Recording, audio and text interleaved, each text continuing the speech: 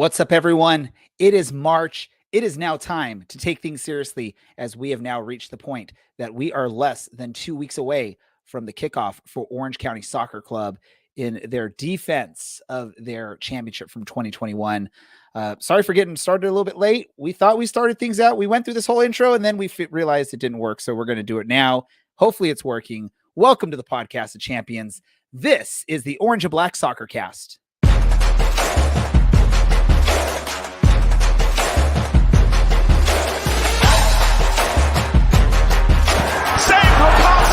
And the air leaves Al Lang Stadium in one large exhale.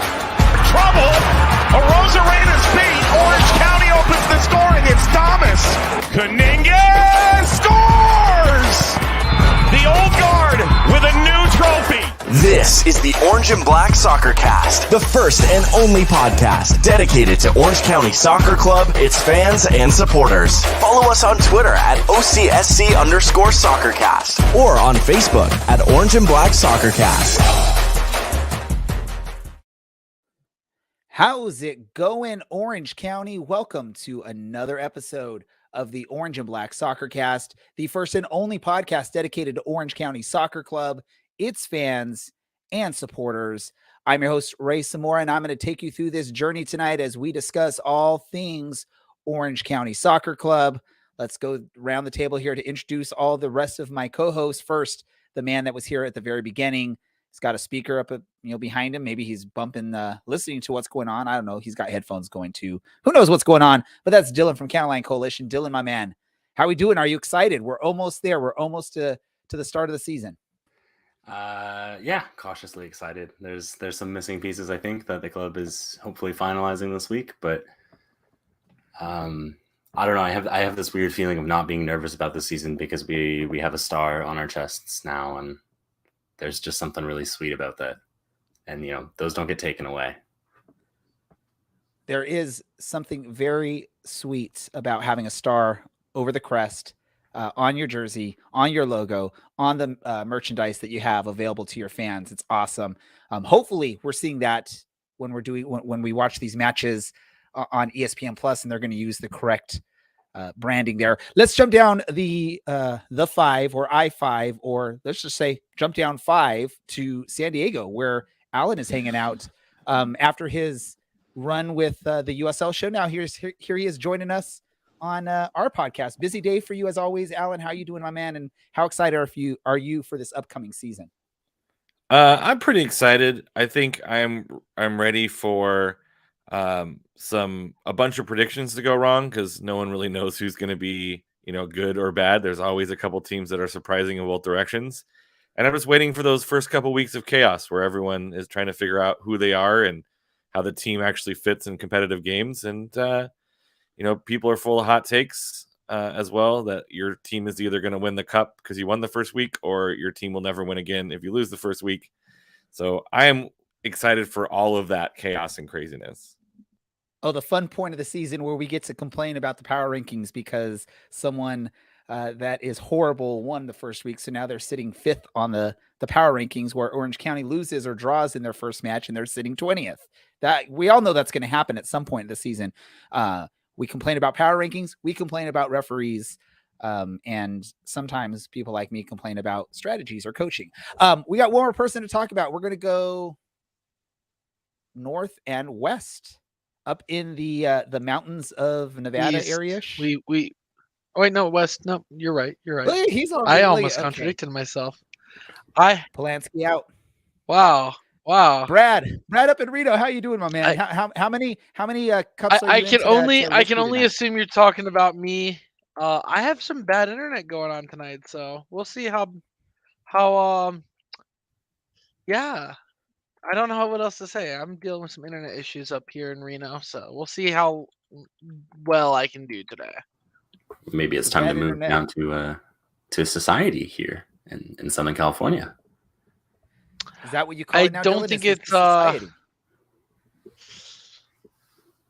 it's the society, let alone my roommates, but I have 5 of them. Just bring them all along. They can all come down here to Orange County. Or if you want you want to play it a little bit riskier, head down towards San Diego. Who knows? Let's do this. So, like I mentioned, we're less than 2 weeks away from the start of Orange County's title defense. The first match of the season is going to be the 12th, right, of this month. So 12 days away from now.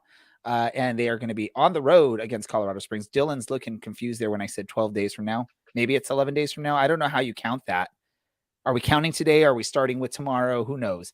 But nevertheless, on the 12th, a match against Colorado Springs opens the season for Orange County in their title defense, which means next week's episode, we're going to get back into the swing of things, and we're going to talk about matches and preview matches and break down matches after that first week, right? So we're going to take this episode just to do some sort of on the fly predictions for the season. We're all going to just sort of discuss things, maybe come up with some questions for each other. Questions sort of like, where do you think Orange County finishes in the regular season? Or who's going to be the most important player on the roster for Orange County? Things like that. We're going to talk about that. We want to hear what you have to say in the comments. So if you have anything that you want to share, if you have any questions or any topics you want us to discuss about this upcoming season, throw them out on the comments. That's the benefit of listening/watching live, is you get to actually interact with us, and we will respond to you if you have good things to say in the comments, or even if you have trash talk in the comments, we'll respond to those as well. Let's start off with this. I'm going to just jump into this. First match is in a couple weeks. We know Orange County sometimes has difficulty getting off to good starts on the seasons. Sometimes it's a little bit slow going. What are you thinking for the first, let's say, 5 matches of this season? How is Orange County going to do when it comes down to those first 5 matches in the USL Championship in their defense of the title? Again, we're doing this on the fly, so I don't have any of the information in front of me. I'm going to look that up as we're going here, but I'm sure someone else has already pulled that up as I just started discussing this. We'll go to Dylan first. First 5 matches of the season. So starting off with Colorado Springs, then you got a match the next week's home match against RGV Toros, then New Mexico United. Then we have a U.S. Open Cup in there, but we're not going to really get into that quite yet. Then you got San Antonio and Sacramento. 2 on the road, 3 at home. Dylan, how are we doing? How is Orange County's title defense going to get off to start the season? It's going to be a mixed bag. You've mentioned defense quite a few times, and I think there's a bit of a hole. Robbie Kiernan hasn't been announced as returning. There's rumors about him being in Orange County and being productive, but without him being, maybe there in the center of defense, there's a lot of new faces that need real, actual competitive minutes to gel. So a mixed bag of guys getting to know each other and getting used to what a competitive 90 minutes looks like. On the flip side of that, it's a lot of new guys who are going to be really eager to prove that they deserve to start over some guys that have won a cup. So, I'm not going to even touch the U.S. Open Cup. We have a tradition to follow, and you can't criticize anyone for what should happen in that match. Yeah, and we'll get to the U.S. Open Cup as we get closer to that match. We'll definitely talk about that. One of our listeners on YouTube basically straight up said USL Championship winners or the trophy holders should not be starting on the road. They should have earned the right to play at home to start the season. I agree with that. Alan, do you agree with that statement? And how do you think the first 5 matches are going to go for Orange County? Which one do I want to take first?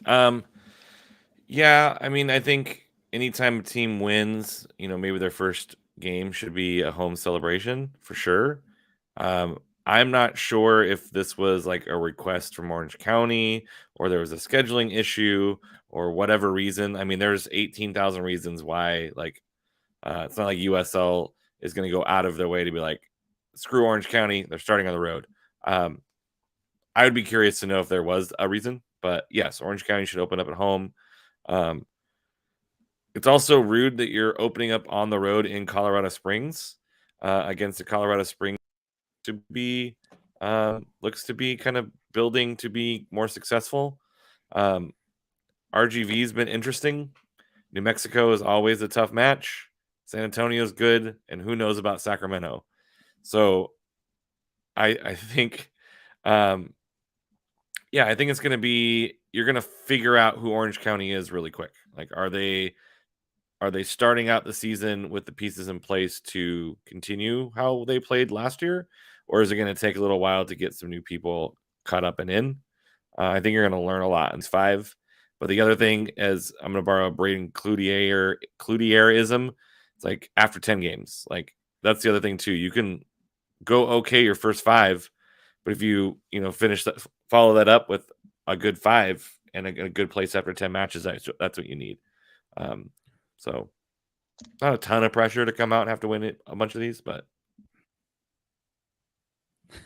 let me go up to you, Brad. You get your first full season as a member of our podcast, as a true Orange County is your number 1 USL championship team now.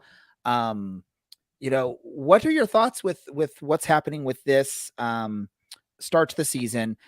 You can comment on what we were discussing with Orange County having to open on the road. It would have been nice to see, Orange County get sort of a marquee matchup at home to start the thing, or possibly a easy win, if there's ever an easy win in a league like this to start the season. So you can have sort of that party atmosphere. What are your thoughts on that? And how do you think the first 5 matches are going to go for Orange County? I missed a bunch of what you said. I'm just going to comment on the first 5 matches of the season. 3 of the teams that we face, Colorado, New Mexico, and Sacramento, I imagine are all going to be playoff teams, at least in the running for playoffs. San Antonio is probably not too far behind, and RGV I have no idea about. I think it would be safe to say, as an Orange County supporter here, on the low end, expect 7 points, 8 points, I think would be fair. I think a lot of these teams are beatable. I think Sacramento is largely improved from last year. Colorado Springs is still a good team. RGV, are they at home or away? RGV, that's going to be a home match. That's the home opener for Orange County. That's where we're going to celebrate and have fun with the cup. Oh yeah, home. So yeah, I think there's a good 8 points to be earned out of those first 5 games. Hopefully more, but you never know. So yeah, it'll be interesting because I think since we've been doing this podcast and since I've sort of been following this club, the start of the season's never been amazing. There's usually a couple disappointing matches to start off the season.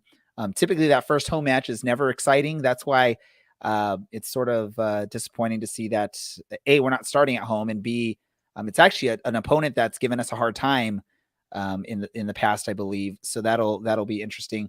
But I think those first 5 matches are going to probably be pretty balanced with some wins, some losses, and some draws in there. Let's do this over under. I know Brad said 8 points is doable there in those first 5 matches. Over under on this. So for those that are unfamiliar with the gambling or betting world, over under basically, do you think how many points are they going to go above or below? So let's set that number for over under at Brad's number. We'll go 7.5 since Brad went with 8. I'll go to 7.5. Is Orange County through the first 5 matches going to be over or under that 7.5? Alan.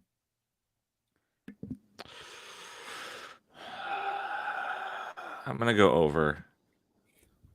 So Alan goes over on that. All right. Perfect. What about, let's go right here. El Patron de Grayson is predicting 9 points from this first 5 games. So he's definitely going with the over number there. Dylan, do you have a guess or a prediction on that over under 7.5 points? What are you going to go with? I'm going to go under. I'll just play the opposite of that one. It's okay, man. We get hot in September and October when it matters. That's the best time to get hot, when you're playing in a league with single elimination playoff matches. Brad, if you're internet's working good enough, I moved it to 7.5. So are you going to stick with that 8 and go with the over? Yeah, of course. Perfect. I'm going to be optimistic on this. I will say over, and I will just hope that we're correct. 3 wins get you to the over. 2 wins, 2 draws get you to the over. So hopefully that, again, some decently tough matches in that opening stretch there. I don't think any of those are an easy 3 points. Am I correct there, or is anyone? I don't know who the Loyal is. I've never heard of the Loyal before. That might be a new team. That's like the Rangers, right?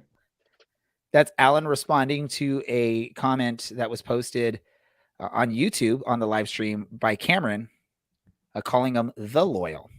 But do any of you see out of those first 5 matches, again, Colorado Springs, RGV, New Mexico, San Antonio, Sacramento, are any of those an easy 3 points, or are those all going to be difficult earned points for Orange County? And just jump in there and just say it.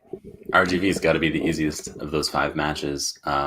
And, we'll see if Colorado Springs has enough in them that they want to bring something back from that playoff game, or if they just roll over and start really cold this year. Otherwise, San Antonio is going to be hungry. Sac Republic had an abysmal 2021 that they're going to want to get back. New Mexico is going to have a fresh look because La Cesna is out of the picture now, so they might actually be able to win games now and not just tie them constantly. Anyone else want to jump in on that, or can we move on? All right, let's move on. That opening match, and you guys, this will be discussed even more next week as we preview the Colorado Springs match. But one key thing to think about is it's Colorado Springs. It's very high altitude, and it's your first match of the season. Having to travel there. Should there be some sort of rule put in place where the opening match for Colorado Springs, or at least the other team, should never be in Colorado Springs or in a high altitude location, because that just is a total disadvantage for that road team? Anyone agree with me, or am I just being cuckoo there? Alan, thoughts? Cuckoo for Cocoa Puffs. Brad, I think you're relatively higher in altitude, at least than we are here in Southern California. So it probably is not a big concern to you, but I just think a team's first match should never have to be on the road at a high altitude. Let Orange County play someone in a more reasonable altitude and then go to Colorado Springs is what I would say there. I would do a counter argument to that. If it's the first match, you don't have to worry about what your schedule is like getting to Colorado. You can go early and train in Colorado for a couple days. I think that's the advantage of playing them first, is if you can swing it, you go out there 3-4 days ahead of time and do like your last training sessions in Colorado at altitude, as opposed to in Orange County where there's no altitude, and you kind of acclimatize yourself. So it takes away some of that home field advantage. And as we see from our producer / meteorologist, Andy, the high currently forecasted high on March 12th in Colorado Springs is 42 degrees high. So it's going to be cold for a lot of Orange County players and or fans that are making the trip out there. Brad, you had a comment on that? I believe I agree with Alan on this one. I'd rather start playing in Colorado than necessarily, or at least the second game. Give yourself a little bit extra time up there. I believe it's 48 hours is what it takes to acclimate yourself to higher low elevation. So totally in favor of, it sucks not starting at home as a championship team, but I'd rather just get that game over with, especially, instead of late October where it's cold again and you're fighting for playoffs. All right, so let's get into this. So after a couple seasons of weird, groups of teams, instead of just full on Eastern and Western Conference, we're sort of back to that traditional Eastern Conference, Western Conference, 13 teams in the West. That is Colorado Springs, El Paso Locomotive, LA Galaxy 2, Las Vegas Lights, Monterey Bay, New Mexico United, Oakland Roots, Orange County SC, Phoenix Rising, RGV Toros, Sacramento Republic, San Antonio, and San Diego the Loyal. So I believe, and correct me if I'm wrong, the new playoff format for these teams is going to be the top 7 make it to the playoffs, with the top seed getting a first round bye, sort of that reward for being the best team in your conference through the regular season. Which teams, when you look at all those, are there any teams that you would right now, with less than 2 weeks before kickoff to the season, pencil in as these teams in the West are absolutely making the playoffs? Is there any teams, and you can say no, you could say 1, 2, 3, 4 teams, whatever your thoughts are. I'm going to start off with you, Dylan.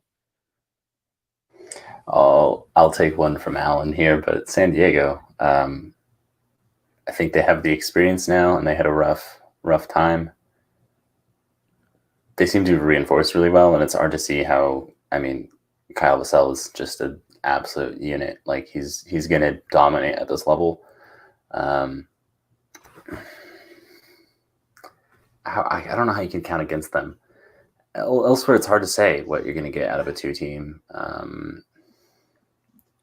So I'm getting on that Loyal train, but a little bit. Like I'm hanging off the caboose, getting drunk with a cup in my hand. So the only team you think is a lock for the playoffs heading into the season in the West is San Diego, is what you're saying? Well, I mean, outside of us and the Phoenixes, yeah. But like, I feel like Phoenix. Is there multiple Phoenixes? That's a fair point, Ray. I guess I'm out of here now. I always get called out for my bad pronunciations. So we got to give Dylan a headache for the. I mean, the way they sign players, they essentially have 2 starting 11s. So they're kind of it feels like there's 2 Phoenixes. Yeah, we'll go with that. There you go, Dylan. Let me go to you, Alan. Alan, do you have any shoe-ins for the playoffs out of the West? Let's see. I think there's definitely 7 teams that are going to make the playoffs out of the West. I think that's pretty confident, bold I think that's a lock. Yeah, this is what's hard right now is like there is going to be a good team that is going to miss the playoffs. Like they made it 7 on purpose. Like El Paso, like I'm waiting. Like their coach left. How good are they going to be? How much of it was El Paso? How much of it was, the coaching staff? Like, is it going to be a residual year where it stays good for a little bit? I'm waiting. Like, not that El Paso is going to be bad. I'm just like, I need them to show me, right? They're going through a huge transition. Sacramento will probably not be as bad as they were last year. Oakland is probably going to be as good as they were last year. Obviously Phoenix, you have New Mexico that can go on a run. Someone's missing out. But I think as far as like a lock is concerned, like if I had to put money on one team, you have to put on Phoenix. Like they're going to make the playoffs. They tend to make the playoffs. They just tend not to do too well in the playoffs, I guess. They did make it to the final that one season, so let's not bash them too hard. But right, but I mean, you're looking at these teams, and San Antonio for sure is in the conversation. Sacramento has to be. Orange County has to be. El Paso probably should. New Mexico it's not the conversation. It's the locks. It's the locks that we're looking for. You got to go out. You got to go out and you just say something. You got to at least pick one team that's a lock for you, Alan. Dylan, picture the Loyals. I think Phoenix. I think Orange County. I think past that, I don't think there's any guarantee that any of those teams make the playoffs. Because I think that there are ways that they're that one team that doesn't quite make it, or they have a bad run of form, or there's going to be a good team that just doesn't get all of the points that they need to get, right? Like, sorry, Harry, but San Antonio was that team for a while. A good team that just was on the other side of the bubble. And any of these teams can play that role this next year. And really quick, just to mention, listener on YouTube, El Patron de Grayson, called out 5 teams that are definitely going to make the playoffs. Phoenix, El Paso, OCSC.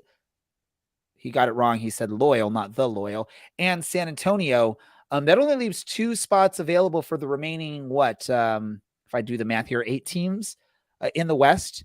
That's a tough run. And here's one thing that's awesome about the way the USL has set this up for the 2022 season is you always get people that complain about the regular season doesn't mean anything because pretty much everyone makes the playoffs in other sports, right? They make these jokes, right? That you don't have to do much. You can have you could be 10 games under 500 in baseball and potentially make it to the playoffs, or in basketball, potentially make the playoffs. USL has set it up where half of the teams pretty much are not going to make the playoffs. And getting that number 1 seed also is a benefit because you are now getting that first round bye. So the regular season, means a little bit more this coming season for USL, and it's pretty cool the way they've set this up. I'm going to attempt this because now Brad's on tablet because internet, but he still seems to be freezing a little bit here. So hopefully this works out. Brad, do you have any locks in mind for the Western Conference teams that will definitely make the playoffs this season? Can you guys hear me okay? Yeah. All right. But I think he froze. I would say there your we go. typical Phoenix / Sacramento looks really good this year. I think are out, and then I think it's a mad push for the remaining 4 or 5 positions. Dylan, tough question here. What are the odds you give Orange County to make the playoffs this season? I don't know why I'm struggling. I'm not really familiar with betting. This might have been a better question for Brad since he's in Nevada. Percentage, just percentage. Like, thank you. There's basic statistics here. What's the percentage that Orange County makes it to the playoffs? I'm not great at math, so I'm going to go with a cool 69%. Realistically, 85. So 85% chance. So you're giving them a 15% chance of missing out on the playoffs. I mean, we're talking about the USL, so weird stuff happens every year. The league hates us. There's a target on our backs. But mostly those first two things. All right, perfect. Alan, what's your percentage or your odds that Orange County makes the playoffs? Oh, 75.3%, I think. 75.3%. Yeah. I think, and then to kind of go back to your first lock question, I think there's more teams that are a lock to for sure not make the playoffs than there are to make the playoffs. But that would be too easy to get to ask you the locks not to right. make What the I'm just playoffs. saying is there's more of those that you're like, these teams are definitely not making the playoffs. There's more of those than you can identify as a guarantee make the playoffs, which is what's wild. one of those teams that you are basically calling out right now, Alan, that is not making the playoffs in the West? Vegas. All right. So Vegas, Carson, if you're listening, or anyone in Vegas, if you have any complaints, you can send them over to Underwood48 on the Twitter machines, and he will definitely respond to your complaints about that prediction. Or if you agree with him and you're a Vegas fan, you think he's spot on with that, go for it. I guess we could say LAFC fans too, if you have no idea what is going on in the USL, but you just want to be mad because your team's affiliated with Vegas and Alan's a jerk for calling them out, go for it. Let him know. Brad, odds that Orange County makes the playoffs for you? Given everyone stays healthy, I'd say 75 to 80%. So you all are giving them like a 15 to 25% chance of missing the playoffs, is what you're saying. I mean, a 1 in 4 injuries chance. happen. A 1 in bad 4 form chance of of them play not making the happens. playoffs is basically what you're saying. Man, this is Is very, that very sad here. unfair? They're defending champions. They have that star on their crest. They've brought back quite a bit of decent quality players, and there's more coming from what I've been told from members or connections to the front office. There's more exciting things to announce for this team coming up here. So I think it's definitely higher. I'm going to say this. I'm going to go out and go crazy here. And I'll be the only one that can be called out if this is wrong, right? I'm going to say 100% that they make it into the playoffs. I'm going to hand it off to you really quick, Alan, because my computer is not plugged in. I didn't realize it. So I have to go get a power cable for this. So I might lose connection here. Dylan, take over the hosting duties for a moment and ask a question while I go grab that. I'll be able to hear the question, so I'll be able to answer when I get back. Man, All Brad right, has listen. bad internet and Ray has bad power issues. Well, I mean, I guess we could just flip it to everyone who's listening to the show. What are the odds, or what is the percentage chance of Orange County making the playoffs? But that's boring. So we're gonna have something more fun, like, is a hot dog a sandwich? Is cereal soup? If Yes, these are the questions I tune in for. And we quickly And Dylan gets a 30-second timeout from our producer, apparently. that's probably valid. Yeah, it's trying to predict playoff teams in the US. Like, so yes, I hear Ray's point about, well, there's people who are going to be signed, and yeah, it's like until they're signed, we can't count on that actually happening. So it's like right now, I think Orange County is not a lock to make the playoffs. I think if certain signings are announced, I think that changes the perspective. And then I was like typing out the teams that I think have a legitimate chance of making the playoffs. There's 8 of them. I think LA and Oakland are on the bubble. Like Oakland can be a playoff team. Los Angeles has in the past done stupid stuff and won games that they shouldn't win, and they end up beating 2 teams that are probably better than them out of the playoffs because they're Los Dos and weird things have happened. Vegas, Monterey Bay, probably RGV. Is that we haven't heard a ton of news out of RGV either. I think those are some that you can kind of look at as saying probably not. Like Los Dos might be terrible. Who knows? Right? No one could have predicted that Sacramento was going to be the team out last year in the Western Conference. So there's going to be a team that's supposed to be good that's bad. There's going to be a team that's bad that's good, like RGV was last year. So it's going to be a dogfight. It's what's going to make the season really fun is that there are 10 teams that have a legitimate shout at making the playoffs, and they're fighting for 7 spots. Yeah, and I think the one thing that we haven't talked about, just focusing on Orange County, is that this is probably the last 6 months that we see 6 to 8. Nope, 5 months. It's March now. 5 months that we see Ronaldo Damas. It's probably the last 5 months that we see a Kobe Henry. Both of these players have played their parts. Obviously, Ronaldo's part is a significant part of Orange County's success over the last year. How does the team do without them? How does Cupa Torres? How does he manage dropping down a level, having not played a lot in a while? How does Michael Roscoe manage after playing all but 3 minutes last year? I think this one almost comes down to fitness more than anything else, because it was a shortened season 2 years ago.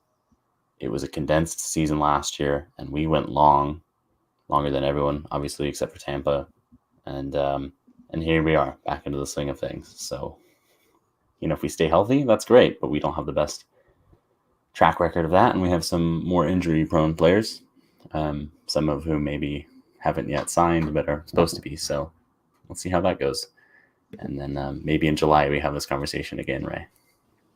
I think Brad was putting his finger up there while Alan was speaking. I didn't know if he had a comment or a thought on something Alan was saying.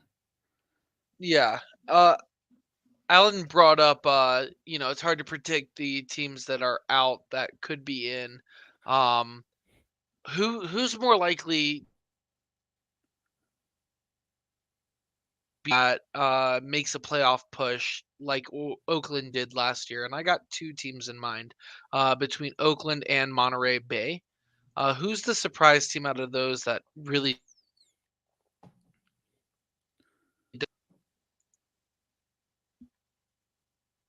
Did you get that, Dylan?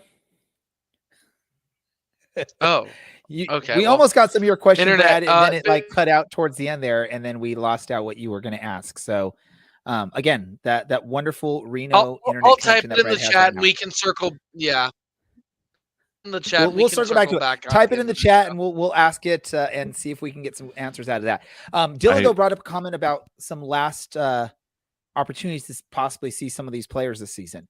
Let me ask you this question, and it doesn't have to be, you don't have to give a big explanation, but which player on the roster currently has the most value if you're looking at maybe wanting to sell a player to make some money? I'll go to you first, Alan. Which player is the most valuable? We're talking about like transfer market value. Who do you think you can, if you were Oliver Weiss, who are you going to get the most money for? Oh man, I might say Kobe Henry.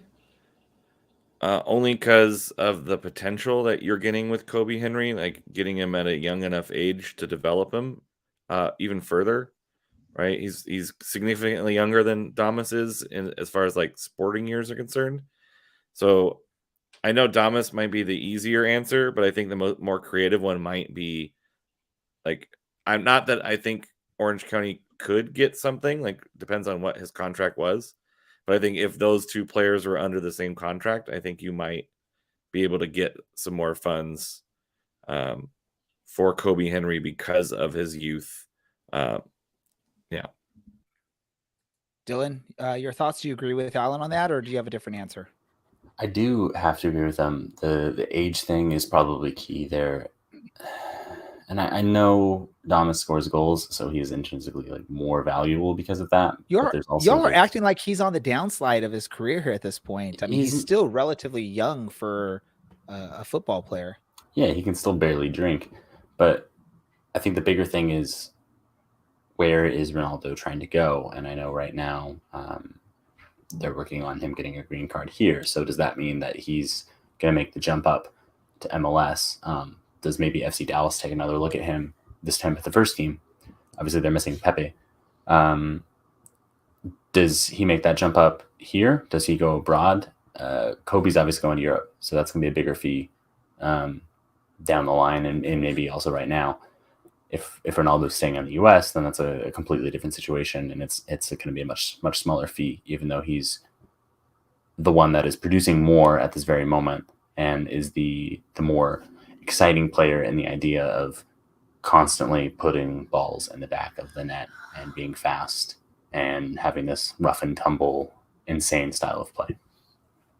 So our producer, Andy, threw in our chats, our private chats here, that Transfer Marked says Damas is at 495K. And I know it's not a typo, Andy. I know that's the way the website is set up. Transfer Market says Damas is 495K while Kobe's at 55K.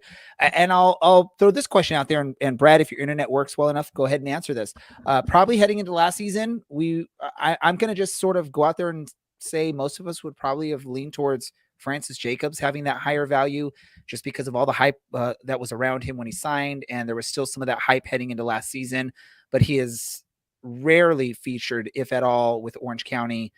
And that's probably taken away from some of that value and some of that hype. Does Francis Jacobs still have any value when it comes to what he can do? And maybe is this the season now that he finally builds that value? Brad, do you have any thoughts on that? Sorry, I missed the question completely. This he is missed not it. my best night. You can just hang out and just comment in the chats, and we'll read what you have to say if you hear anything on this. Alan, you were like sort of nodding and doing all this stuff as I was going through the Francis Jacobs stuff. Do you agree that he's lost some value from maybe heading into last season? And what does he need to do to bring up that value in this season, if that's the case? I mean, I would say probably yes. I think with a player like that who's young, who got some exposure early, went over, did some Ranger stuff, and hasn't done a ton since. But how much of that is COVID related versus an opportunity related versus like, hey, he's just not living up to the hype? Like, how much of it is some travel restrictions or safety of player? So I think that has something to do with it. I think if we make it through another full season and we don't see a lot of that, and maybe we are like breathe a sigh of relief with him. Sure. I think I would like to think that it's more like COVID restrictions, why we didn't see him getting sent places that maybe he would normally be sent to. And who knows with Francis and Kobe, they may be equal, like talent wise and value wise, but just Kobe's in a position where there was only two players ahead of him in the pecking order. And if one of them needed a break or got injured, Kobe's the one that steps up there at the center defense, where you have Francis Jacobs. There were a whole lot of midfielders on the roster that could step in if someone goes down. And then, Seth Kasipli comes back late in the season. That's definitely taking away from anything Francis Jacobs might do. So it could just be a matter of the availability and the opportunity for minutes there that maybe takes away from what Francis could have contributed. Maybe this is his season to try and start showing some of those things, or maybe it's one of those stories of a player being hyped early on and struggling to find their place in the professional world of soccer.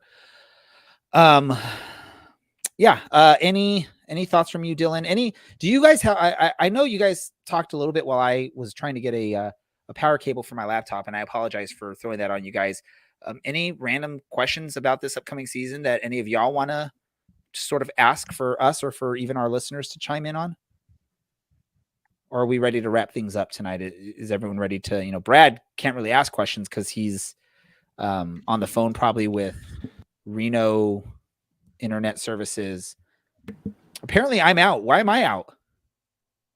Because of my power Aren't you cable. always? Oh, Every episode, I have to be called out on something. I thought the interesting question was is who's the top goal scorer for the team this season? Because there's some pretty interesting arguments that it's not Damas. For maybe not, for pretty obvious reasons, right? If he doesn't finish the season with Orange County, it's going to be very hard for him to be the team's leading scorer. Or you might lean on some guys that you signed, and one of them has a very square head, allegedly. So I think let's talk about this really quick. Yeah. Let's name some of these players that are potential leading scorers for Orange County. You got Ronaldo Damas, you've got Ugo Okoli, you've got Kubo. Who else is potential goal scorers? Dylan. That's the end of the list of serious contenders. Maybe Milan Olaski, but how much is he going to score from the 10 role? What about Brian Olaski? He can potentially score goals. How much is he going to score from the wing? I loved his Ryan Giggs impression against Sacramento last year, but that is far from a sustainable thing to create. Miko? As opposed to, sure. How many long-range free kicks are we going to have? I think those three are the ones that really come down to it, and I'm going to put my money on Damas, no matter how long he's around this year. So Dylan says even if Damas is gone in the summer, like midway through the season, he's still going to be the leading goal scorer. So that begs a question: if that's the case, is Orange County making the playoffs? If your leading goal scorer is gone this whole second half of the season, and no one was able to come in and fill those stats the way the leading goal scorer does, who knows? We got some comments here. El Patron de Grayson. Ugo will find the back of the net 12 to 14 times this season. Is that realistic, Alan? I'm going to say no. I think he has the ability to. I just don't think that that's going to happen. Look at Russell's throwing in the name Brent because Brent scored on Saturday, and we all know that he had an attacking, he's an attacker at heart and then just was transformed into defense as a professional here. Could he potentially be this? Maybe there's this secret plan to move him up to the attacking band of players, and he'll score 12 goals this season. Who knows? Brad's shaking his head. No, he's like, no chance. Even if he can't speak, we can see his actions. At least if you're watching the stream. I love Brent, but he's not a goal. We all remember last preseason though, when he first joined the team and he did that cross and it just somehow went to the goal. And we even asked him if it was a cross or a shot. And I think he honestly admitted it was a cross that went into the goal, which is pretty cool. Then Alan, do you think Damas is our leading goal scorer for 2022? Or do you think it's going to be Ugo or Kubo or some other name? Maybe Rakowski comes up and scores goals all season long. Or it's some guy that you get in the middle of the year who comes in because Damas moves on. I think if Damas stays for more than half the season, I think he's the leading goal scorer at the end. But it depends on when he leaves and if he leaves. And then I think that falls to some of your other offensive like Ugo or Kubo. Kubo? No, that's not going to work. They're gonna be like that Bennifer name for Ugo and Kubo. Yeah, Ugo and Kubo. It sounds like a Pixar movie. Ugo and Kubo, best friends for life. I think you're gonna have to lean on one of those two if Damas leaves, and that's why I thought it was an interesting conversation of do you pick Damas, and then if the caveat is he's leaving in August, do you still pick Damas to lead the team? Maybe. We saw, Haji Berry went off on a tear for one half of the season, and then Colorado Springs kind of rode that wave into the playoffs. So there's that possibility as well. And then Orange County's proved once you get to the playoffs, it's one game. If we keep clean sheets, we'll at least get a shot at PKs. Like, you know what I mean? I think that's another option too, is you just go out as fast as you can, as hot as you can, and get out in front, knowing that you might lose Damas. And then you ride that wave in. And if he stays, great. If he doesn't, then you're going to have some transition period. And hopefully you built up a good enough cushion that you can kind of roll through some rough spots. All right. So again, next week we will actually preview an actual match that is taking place, which is getting back into the swing of things here for us. So look forward to that. Let's go ahead and ask this. Is there any other soccer related news or anything anyone else wants to discuss? I do have one thing I do want to bring up. And this just comes from me being a Spurs fan and then following certain teams from the USL. But Tormenta FC did sign a former Spurs youth player in Keziah Sterling. And their Twitter comes out, and the first portion of it is Champions League experience to the 912. I get it. You're going to hype players when they come to your team. And even if the player played 1 minute in the Champions League, you're going to call that out in your social medias and all that stuff. But let's bring down the hype there. Keziah Sterling was never this like amazing player that featured for Tottenham or for any team in the Premier League or the USL, or I'm sorry, England EFL Championship, EFL League One, EFL League Two. He's sort of a journeyman player at his young age, last playing in the 7th/8th tier of English football. I don't really know where that team was from. So he's now signed with Tormenta. Good for him. But is it sort of weird, or do you guys have a problem when teams are hyping a player that maybe played non-important minutes in maybe the Champions League or FA Cup or even in the Premier League because they have that on the resume? Or is that just something, is that being a good social media manager, Dylan? I'll just get in trouble for saying what I think, but I'll do it anyway. No, it's really stupid. I mean, Eero Markkinen was a quote-unquote former Real Madrid forward, but he only played for Castilla, which is the reserve team, and he's another journeyman that did have the most stellar of careers after leaving Madrid for not being fit enough. So kind of funny that 7 years on, we kind of have the same issue after an injury. That being said, if it increases your SEO, yeah, that's ultimately what that job is focused on. It's disappointing, and more from the human side of it, I hope that he can kind of like let that past go, and instead of being this Tottenham starlet, Tottenham failure kind of thing, and getting lost, that he's come over here and hopefully can set the world alight, because we do love some Englishmen here in the US for some reason. And I do like our Englishmen quite a bit. Now, hopefully he can just kind of put, his youth and his teenage years behind him, and the Champions League pressure and the Tottenham pressure, and do something fun, because that's a lot more interesting than where he's come from. Yeah, and I'm not trying to call him out and say he's a horrible player. He definitely has talent. There's a reason why he was in Tottenham's youth academy. There's a reason why a number of teams have taken a chance with him, bring him onto their roster. But again, his last appearances were 6 appearances for Potters Bar Town, which again, I couldn't confirm if they were 7th or 8th in the English tier system. And he made 6 appearances, 3 goals. But prior to that, and all his other appearances, which was very rare with teams like Sunderland, Doncaster Rovers, Leyton Orient, Southend United, and Greenock Morton. He scored 1 goal in roughly 20-25 appearances with those squads. So what was that last team? Greenock Morton. That sounds like Morton. That sounds like a 24-hour diner. Yeah, do you think Greenock Morton? Greenock. I don't know. It's Greenock. They're in the Scottish Championship, second tier Scotland. So, but again, it's one of those things. I get it. If you're a social media manager, you have to sort of hype up these new signings and show that you've brought in really good talent. And he did make an appearance, I believe, at some point in the Champions League. Maybe he didn't, because I don't know. I'd have to look it up. But I'm looking at Wikipedia right now, and it shows for Tottenham he made 0 appearances. So who knows? But he at least was on a team that made the Champions League at some point, we know. But, hopefully this is a turning point for him in his career. He's still only 23 years old, so he can still come out and play and showcase his skills and maybe make a return out to Europe with a team, maybe League 2, League 1 team in Europe.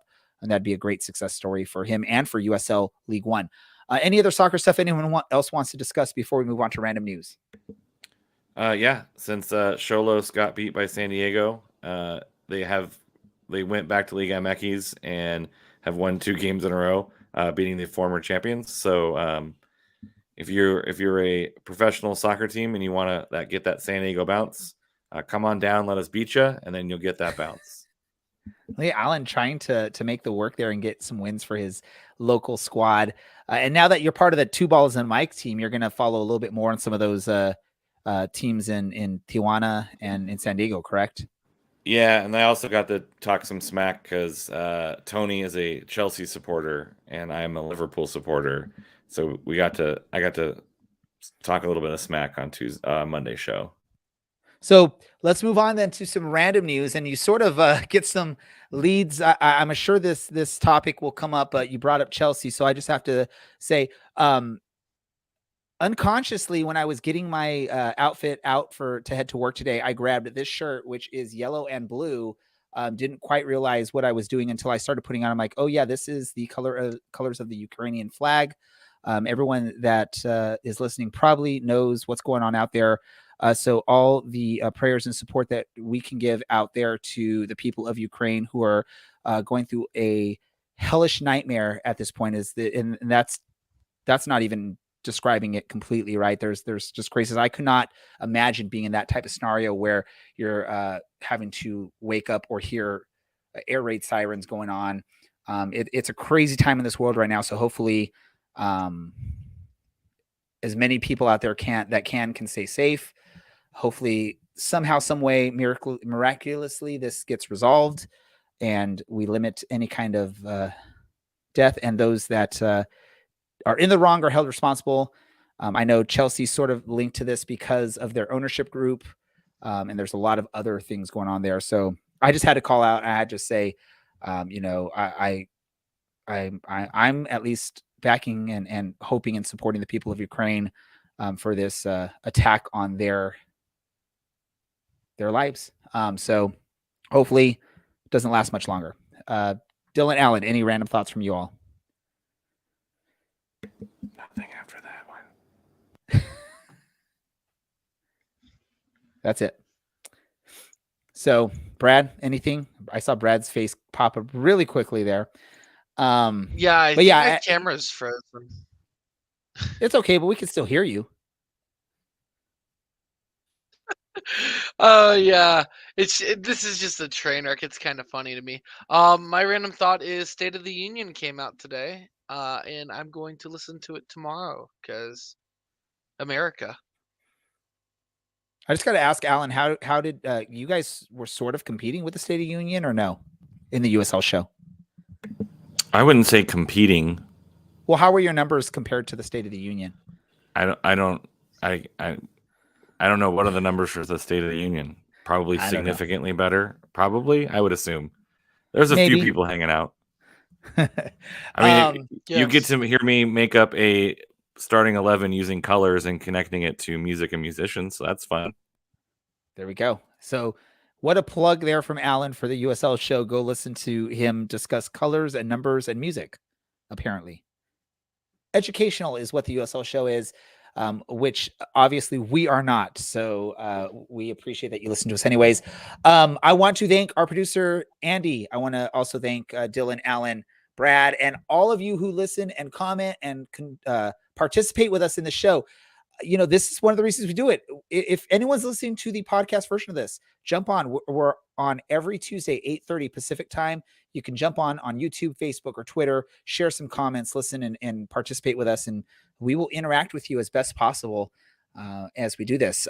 Again, so for everyone, Orange and Black Soccer Cast, and we are out.